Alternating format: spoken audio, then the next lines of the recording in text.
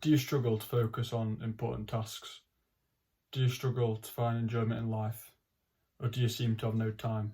Well, there's a very high chance that there's a problem with your dopamine system. And in this video, I'm going to go over everything to do with dopamine.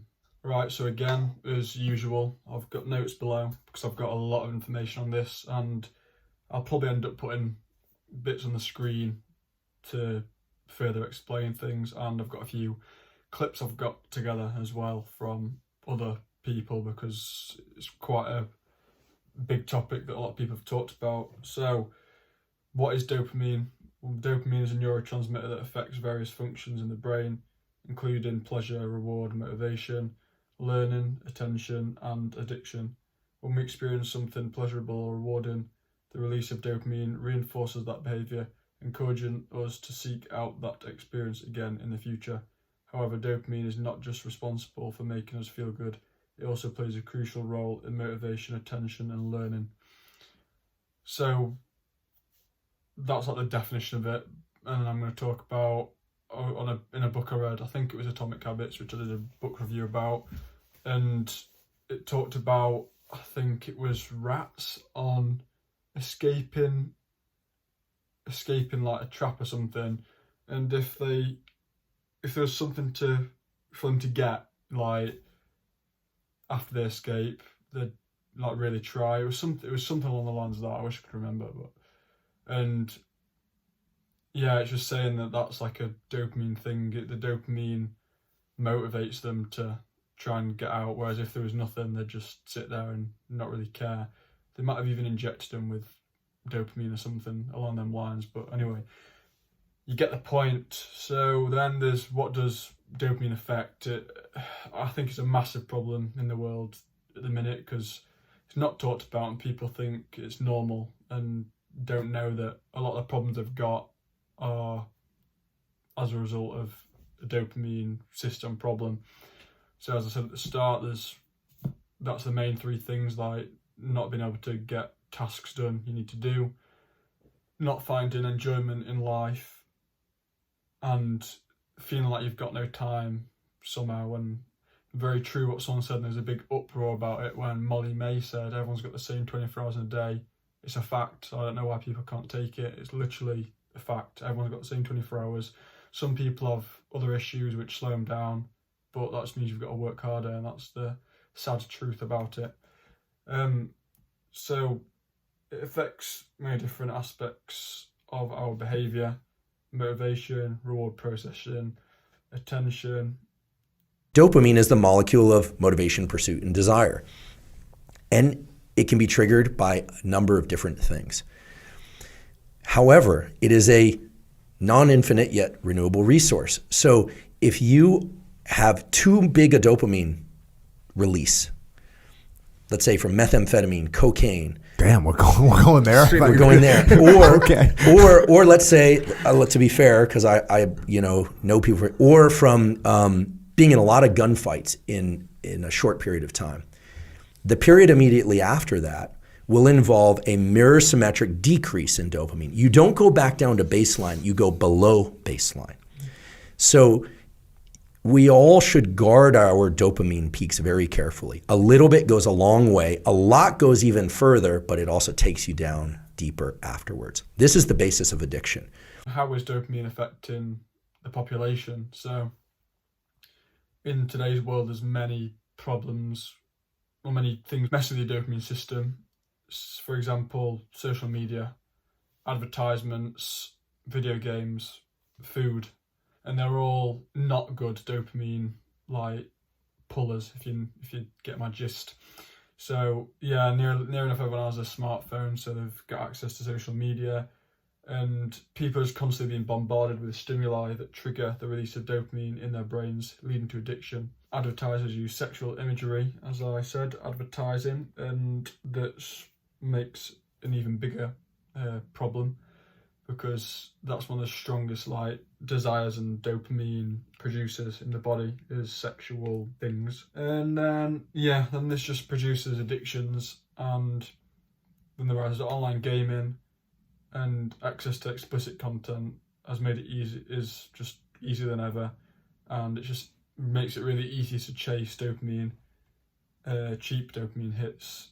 And the big point of this is the whole point of dopamine is a reward hormone. So it's meant to be like, yeah, that's a good thing, you need to keep doing this, and your body's trying to like keep you doing it. That's why it's a bit of a dodgy subject, but that's why they release so much dopamine like having sex, because the point is we're meant to reproduce so that the population grows and humans don't just stop and then the world will end, but there'll be no humans left.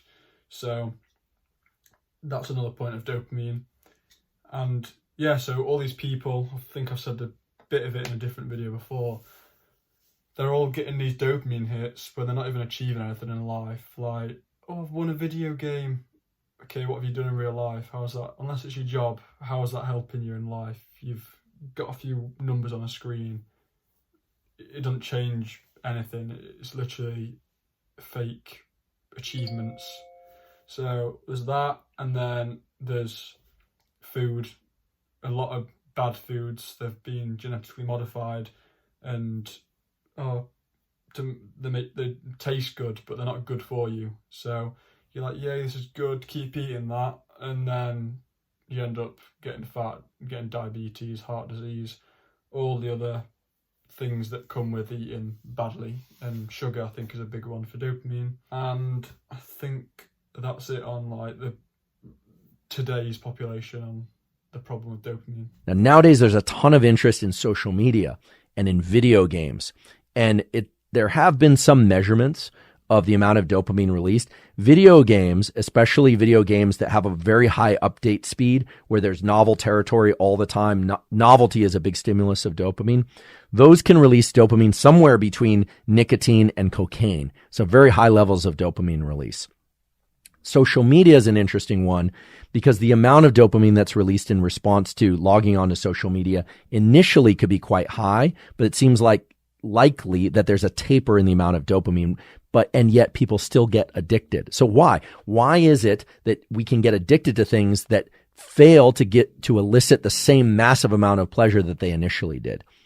Being addicted to something isn't just about the fact that it feels so good that you want to do it over and over again. And that's because of this pleasure-pain balance that underlies motivation. So let's look a little bit closer at the pleasure-pain balance, because therein lies the tools for you to be able to control motivation toward healthy things and avoid motivated behaviors towards things that are destructive for you. There are a lot of reasons why people try novel behaviors, whether or not those are drugs or whether or not those are adventure, thrill-seeking things, or they seek out new partners, or, they take a new class. As you'll notice, I'm not placing any judgment or value on these different behaviors, although I think it's fair to point out that for most people, addictive drugs like cocaine and amphetamine are very destructive. Now this part is just a big write-up I did while I was just thinking. So why is dopamine addictions affecting you? The constant pursuit of instant gratification is having a negative impact on society, leading many individuals to become addicted to their phones and social media, as I've already said. This ultimately hinders their personal growth and development, as they are satisfied with fleeting moments of satisfaction instead of working towards real goals and accomplishments. It is crucial to be aware of the influence of dopamine in our lives and take steps to overcome its negative effects. In recent years, it has become increasingly clear that dopamine is affecting the population in a significant way. The widespread use of technology, particularly smartphones, offers a constant stream of dopamine hits. Additionally, aspects of modern culture have normalized the pursuit of dopamine hits. Sexual content is everywhere and is often used to capture attention and generate clicks. Video games, social media platforms like TikTok, and other forms of entertainment are designed to keep people engaged for as long as possible, providing a constant source of dopamine hits. The problem with this constant dopamine stimulation is that it can lead to addiction and can have negative effects on mental health. People can become so focused on seeking out pleasure experiences that they neglect other important aspects of their lives. This can lead to a sense of emptiness and dissatisfaction, even as people continue to chase the next dopamine hit. It is crucial to recognise the impact that dopamine is having on us, on our society and take steps to mitigate its negative effects. So again, I partly repeated myself in that, but like I say, it's just a bit of a quick type up I did and things that were coming to mind. So yeah, people living in this fake world, I think that I was doing it, I can happily admit to it. I was playing on video games all the time, trying to get away from real life because I was at school and I hated it. And a lot of people I think were, and everyone's on it, so it's normalised. And you think you actually like getting somewhere in life, but you're just building a fake life, if you know what I mean. Like, you're not actually getting yourself better in this real life, which should be emphasised really. Like, if you've got a problem with your real life, sort it out, which school I couldn't sort it out because it was just school. I had to stay there until I finished my GCSEs and left. But again, there's my point. Right, now I've got the how you can sort your dopamine addiction out. Getting rid of dopamine addiction can be challenging, but it is possible, but it just takes a long time and you've got to be persistent with it. So here are some tips on how to get rid of your dopamine problem. Identify triggers. The first step to overcoming a dopamine addiction is to identify the triggers that lead to the behaviour. It could be a certain website, a particular social media platform, or a specific activity. Once you know what the triggers are, you can take steps to avoid them or reduce your exposure. Find healthier alternatives. Instead of engaging in activities that give you a dopamine rush, try to find healthier alternatives. This could be something like exercise, reading, or spending time with friends and family. These activities can give you a sense of satisfaction and pleasure without the negative effects of a dopamine addiction. Set boundaries. It's important to set boundaries around your dopamine-seeking behaviour. This could mean limiting your use of social media or gaming, setting a time limit for these activities, or avoiding certain triggers altogether. Practice mindfulness. Mindfulness techniques such as meditation, yoga, or deep breathing can help you stay centered and focused on your goals. These practices can also help you develop a greater awareness of your own thoughts and behaviours, which can be helpful in breaking the cycle of addiction. Right, now I've got a big write-up I've done again, just all the things that were coming to my mind. So I might have to just read through it, but I'll try and pull information from my brain again. But many of you have heard of a thing called a dopamine detox, and it requires discipline, but it's worth it if you have a bigger goal than just sitting and being a failure all your life. So, okay, I think I remember. So what you've got to do for like a dopamine detox is just like gradually decrease your like amount of time spent on getting cheap dopamine hits. So, for example, if you game 6 hours a day, drop it to 4 hours and then drop it to 2, and all the different things. If you're on Instagram and you follow a load of cheap dopamine things like girls, looking at girls all the time, if you're a boy, that is, unless you're a girl that likes girls. Anyway, I won't get into all that. Then just start unfollowing them slowly or quickly. Depends what you want to do. Personally, me, what I did, one day I was like, I need to sort this out, and literally just completely stopped. I did that for gaming, I did that for Instagram and TikTok and YouTube.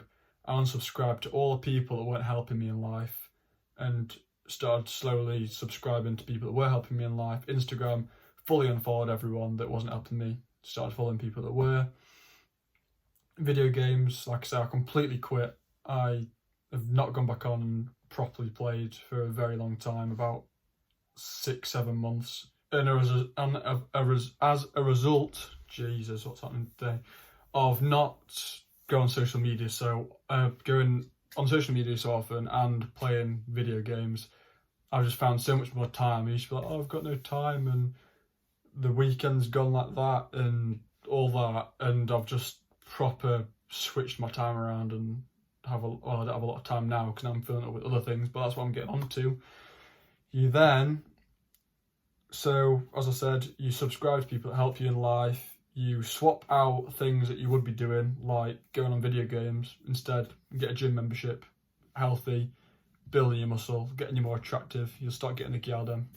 And then, I'm not speaking for myself. And then, also, at night, a lot of people do things they shouldn't be. Again, looking at girls, I guess, going on social media until right before they go to sleep, which then messes up your circadian rhythm, whichever way you say it, which is your sleep-wake cycle, and you can't get a very good night's sleep. That's why I wear these glasses. I'm not legally blind. They're blue light blocking. I don't know how good they are because I didn't buy them.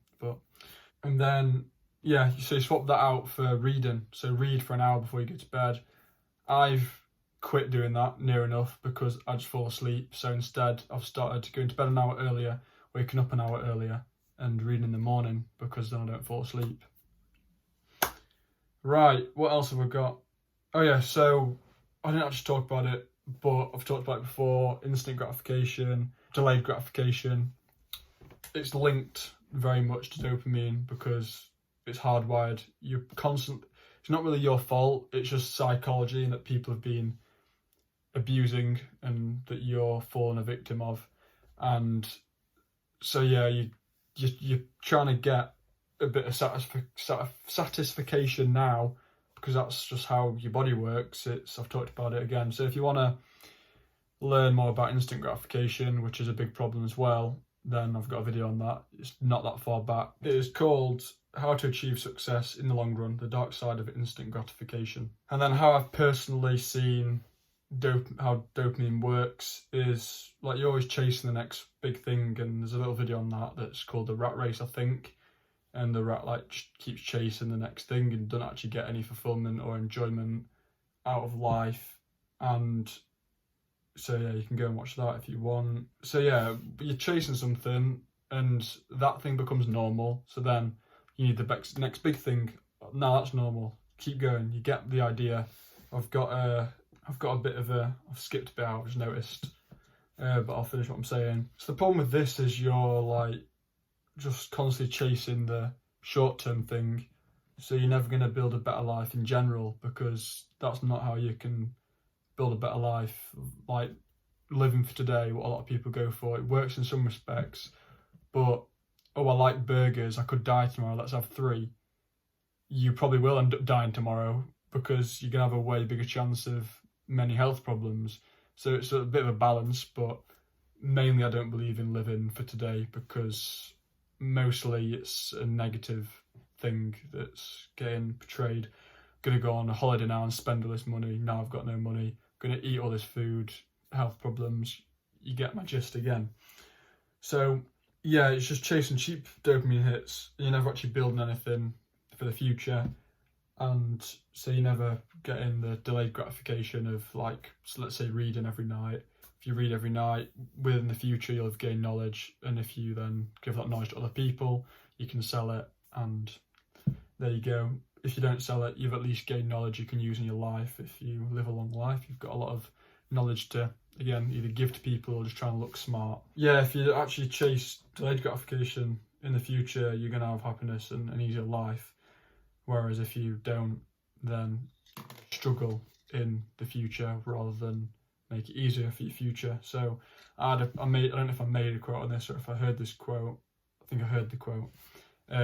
It is, you either have the pain of discipline now or the pain of regret later. And what else have we got? When you've done everything, nothing's fun anymore. So you're dopamine depleted. You can't find fun in life. You can't do any challenging tasks you need to do, and ultimately you fall into depression because you have nothing.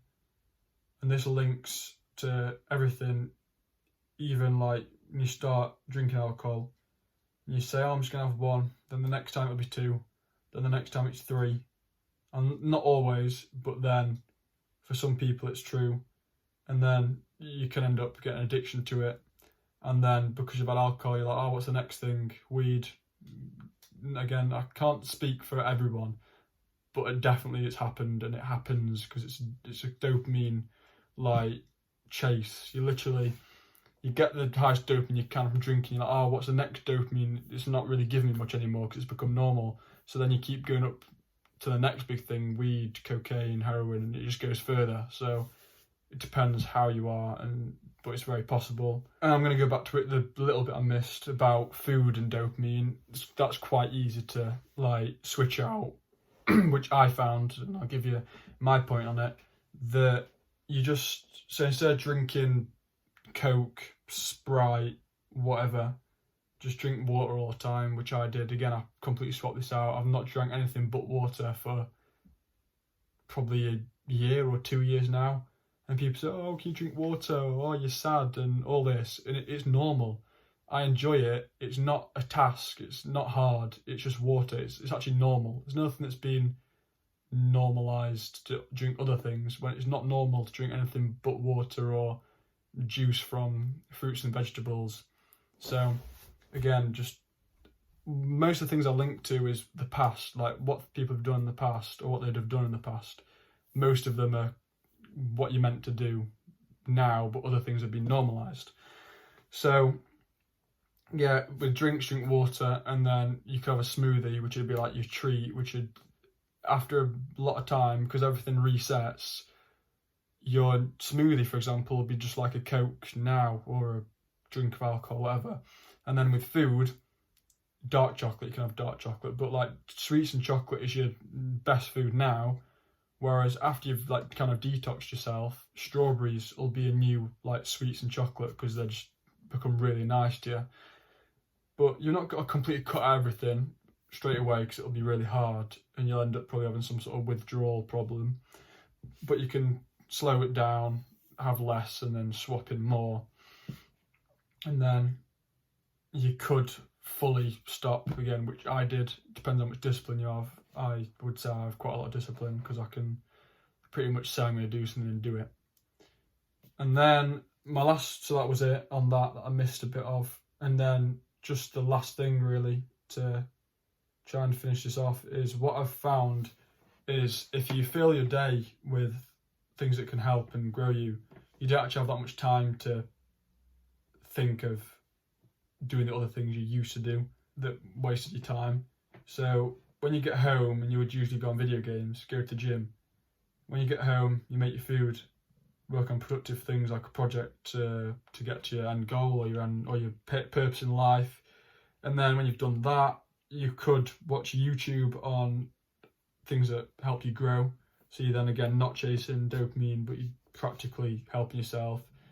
So yeah, just don't watch fun things or easy dopamine hits, but watch informational content that helps you grow in different ways. And at night, read, and this will stop you from doing any other dopamine grabbers and ruining your sleep. And that is all I have for the video. So I did waffle quite a lot, but it's very informational, good waffle. So thank you very much for watching. If you're interested in the gratification kind of side of things, because that's another problem which is linked with dopamine, go and watch my other video. And if I can find out to pop it up on the screen or put it in the description, I will. But again, thanks for watching. Please do all the things you know you should be doing, which will help me out, and like subscribing and put the notification button on so again you don't miss videos, because you don't want to miss this lovely content, valuable content like this. And please like the video because that helps me with the algorithm. Not that I'm earning money or doing anything right now, but it's good because it'll get my content around to be able to help other people. So thank you again, and I'll see you in the next one.